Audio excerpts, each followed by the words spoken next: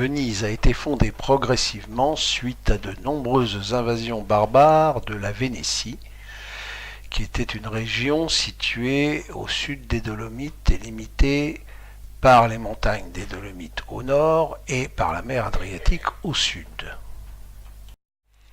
Les premières invasions marquantes furent celles des Gaulois, puis celle des Visigoths à la fin du IVe siècle, et enfin et surtout celle des Lombards au VIe siècle, qui acheva de convaincre les Vénitiens, qui se réfugiaient à chaque fois sur les îlots de la lagune, d'y rester à l'abri définitivement. À l'époque, chaque îlot s'autogouvernait de façon autonome, mais un siècle plus tard, au 7e siècle, l'ensemble de ces îlots se regroupe et sa gestion est confiée au doge. C'est l'exploitation du sel, puis des épices et de la soie qui donneront à Venise sa richesse et sa puissance. Son déclin économique commencera au XVIIe siècle, alors que paradoxalement, à la même époque, on verra une explosion de sa présence artistique dans le monde. Au XIXe siècle, la possession de Venise sera une sorte de jeu de ping-pong entre la France avec Bonaparte et l'Autriche qui, alternativement, se transmettront la possession de Venise. Le XXe siècle ne fera pas beaucoup mieux que le XIXe, puisque Venise se verra affectée d'un projet de grande Venise, avec la création notamment d'un pont la reliant à la terre et lui enlevant de fait son statut d'île, et avec le développement d'industries sur la côte, notamment un très grand port de commerce et des industries pétrolières qui les uns et les autres défigurent et polluent cette lagune totalement unique. Aujourd'hui, il est grand temps de faire machine arrière et de s'apercevoir que Venise est véritablement menacée, et par les industries et les navires qui la traversent, les navires, et notamment les grands navires de croisière, et par le tourisme lui-même, qui reste cependant la seule véritable économie locale. Il va falloir donc concilier ce fameux tourisme et la préservation de ce site unique. Venise est composée de 6 quartiers, 3 au nord du Grand Canal, 3 au sud. Au nord, nous avons Cannaregio, où se situait notre hôtel, coupé en deux par le canal de Cannaregio, on le verra plusieurs fois sur les vidéos. Le Castello, qui est à droite de Cannaregio et qui comprend l'Arsenal, et San Marco, avec la fameuse basilique Saint-Marc. Les quartiers sud du Grand Canal sont Santa Croce, avec les îles artificielles destinées aux grands navires, San Paolo, et le Dorso Duro. Les îles séparées de ces 6 quartiers et qui s'appellent la Giudecca, séparées par le canal de la Giudecca, ne font pas partie strictu sensu de Venise. Après pas mal une bonne nuit, du Flixbus arrivé à Venise, façon de dire. Et nous nous mettons en route pour notre hôtel en croisant au passage les premiers commerçants. Et voilà le premier arrêt matinal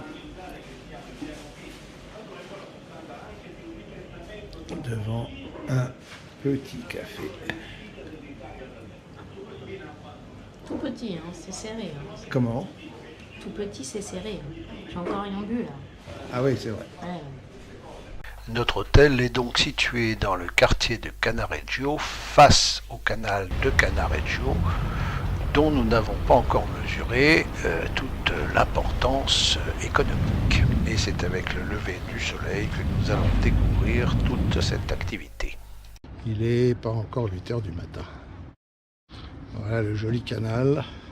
Et au loin, auprès d'abord l'arrêt du Vaporetto et tout au fond, les montagnes. Et voilà un petit selfie de la chambre qui somme toute grande. Puisqu'il y a quand même 4 lits là-dedans. Non, il y a 3 lits. Oui, mais enfin, 4 places, quoi. Voilà. La salle de bain, on s'en passe pour l'instant, mais bon, voilà. Et puis, les 2 fenêtres qui donnent sur le canal. Et dès le matin, nous allons pouvoir assister au balai des livreurs, des péniches, des transporteurs, ce qui ne manque pas d'animation. Et pour ne pas nous changer de Toulon, L'évacuation des ordures. Tranquille. Allez. À la boum. Ça c'est vide.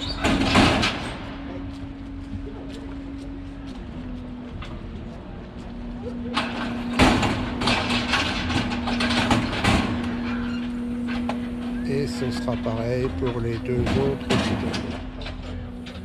et après avoir rangé quelques affaires, nous commençons tout de suite notre découverte de Venise en allant visiter le quartier de Canareggio. Premier pont, petit pont de bois, jolie couleur, et on continue en direction du ghetto par un autre pont. Nous arrivons dans le quartier du ghetto, pas du ghetto, en fait une place entourée d'immeubles qui présentent finalement pas grand intérêt. Par contre, les flâneries sur les quais à gauche et à droite nous montrent des boutiques plutôt pittoresques, un plombier comme Gérard. Même des boutiques grandioses. Avec des sèche-cheveux d'enfer et un téléphone rouge fabuleux.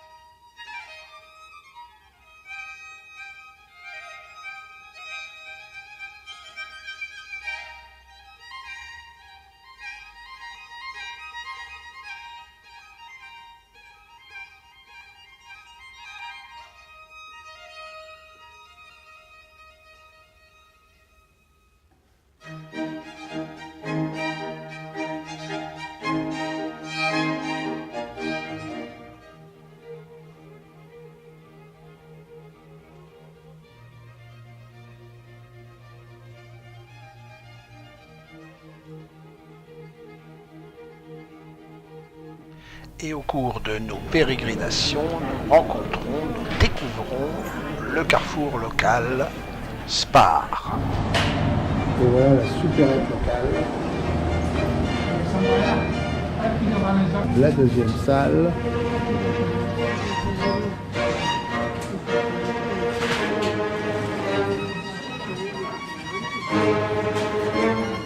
C'est quand même... Attends, je vais aller là-bas.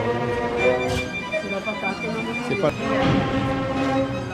Et on est chez Spar. Superbe plafond. Le superbe plafond. Chez Spar, on trouve une multitude de petits gâteaux qui ont l'air complètement bio. En retournant pour notre pause déjeuner, nous croisons une jolie gondole. Fin de la pause déjeuner, reprise de la découverte de Canareggio.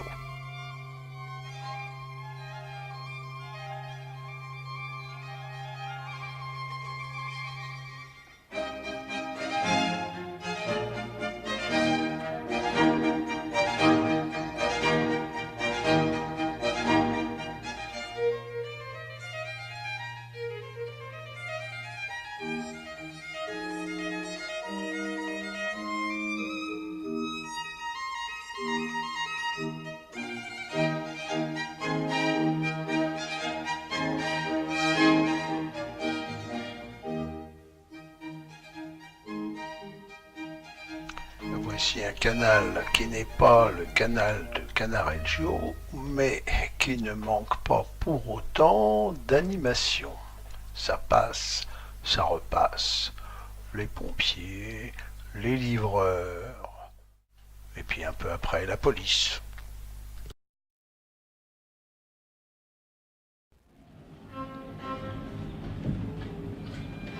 Et nous voilà sur le Grand Canal.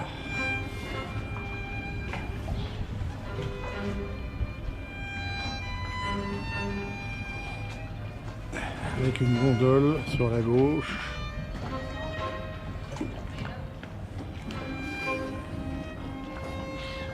Et Elena qui veut se baigner. Elle est baignable? Ah, elle est baignable, ouais. Bah ouais. Et la gondole. Ouais, c'est les gondoles, elles baignent. Et regarde comme il est beau ce bateau.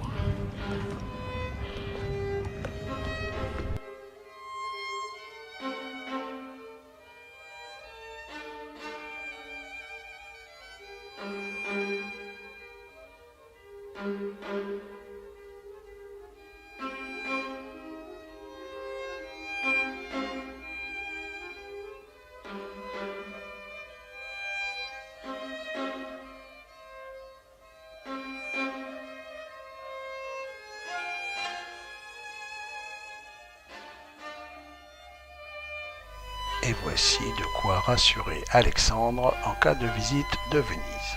Et voici de quoi rassurer Héloïse et Chloé en cas de visite de Venise. Et pour rassurer tous les autres, Alors, voilà des pâtes à fourrer. La taille, c'est à peu près un point de femme. Voilà.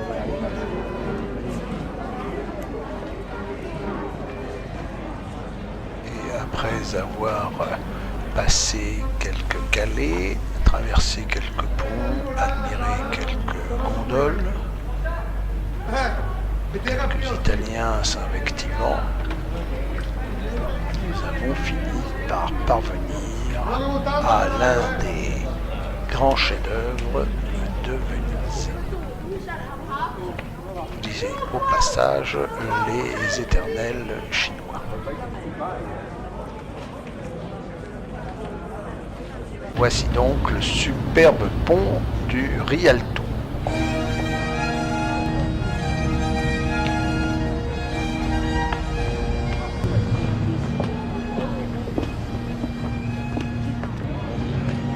Et le Rialto au coucher de soleil constitue un des plus beaux points de vue du monde. On peut le dire sans hésiter.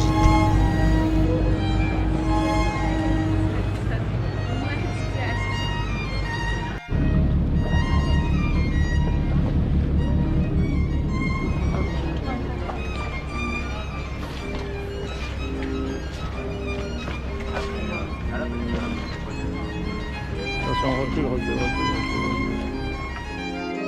La captation. Tout sourire. Et c'est sur ces superbes images de coucher de soleil que nous allons prendre le chemin du retour. Voilà notre premier dîner. Avec des bigoudis. Bigoudis. Bigot. Bigoudis. Des sortes de pâtes un peu plus épaisses. De spaghettis un peu plus épaisses. Et des gnocchis qu'on attend. Dans un super petit restaurant typique. Il y a quand même 3 tables. Hop là, voilà. Et voilà. Alors, les goodies et les gnocchis, bien sûr, fait maison à la sauce pesto. Et moi, comment ça dit, bigoli à la sauce au canard. Elena, les bigolis gratiers. Les bigolis à la sauce quoi, toi? Aux anchois. Bigoli sauce anchois avec une jolie petite pain très agréable. Bon bah maintenant on va manger. Hein. On mange. Voilà, vas-y, Tudor. Fais tomber.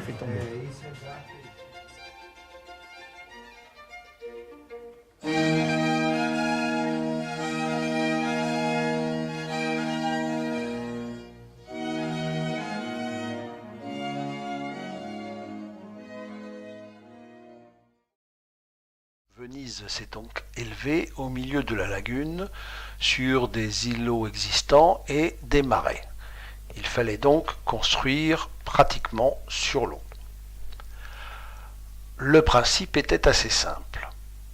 Partant des îlots naturels, on les délimitait, au besoin en augmentant un peu leur surface, avec des barrières, des espèces de barrages de troncs posés horizontalement les uns sur les autres, de planches et de roseaux qui étaient très abondants dans la lagune.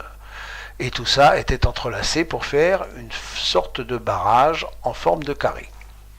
Une fois ces murs réalisés, on commençait l'assèchement des zones ainsi délimitées, puis un peu après, une fois l'assèchement obtenu, on construisait les premiers planchers sur lesquels on mettrait une couche d'argile séchée. Une fois ces surfaces le plus souvent carrées, pour raison de commodité, réalisées et asséchées, on a enfoncé des milliers de pieux de bois, de différentes essences d'ailleurs, jusqu'à la zone solide, en dessous les marécages, zone qui s'appelle le Caranto. Sur ces pieux, on créait un premier plancher, un premier niveau de bois destiné à isoler la future maison de l'humidité. Une sorte de radeau posé sur les pieux, en quelque sorte. Puis ce radeau était recouvert de terre argileuse que l'on faisait sécher à l'aide de grands feux de bois, directement allumés sur cette terre argileuse pour la faire évaporer l'eau. Et cette argile durcissait et devenait étanche. En tout cas, à peu près. Enfin, on élevait les murs périphériques en démarrant par une rangée de pierres d'Istrie qui servaient à couper d'éventuelles remontées capillaires le long des murs. Ensuite, les murs étaient élevés avec des briques faciles à obtenir dans la lagune puisqu'elles étaient fabriquées avec de l'argile très abondante localement. La forme la plus simple de ces zones asséchées, on va dire, étant le carré, on comprend pourquoi la plupart des palais vénitiens qui ont remplacé au fur et à mesure les cahutes en terre de ces zones asséchées ont une forme carrée. Le plus souvent, tous ces palais sont carrés parce qu'ils sont posés sur ces zones qui ont été extirpées à la lagune.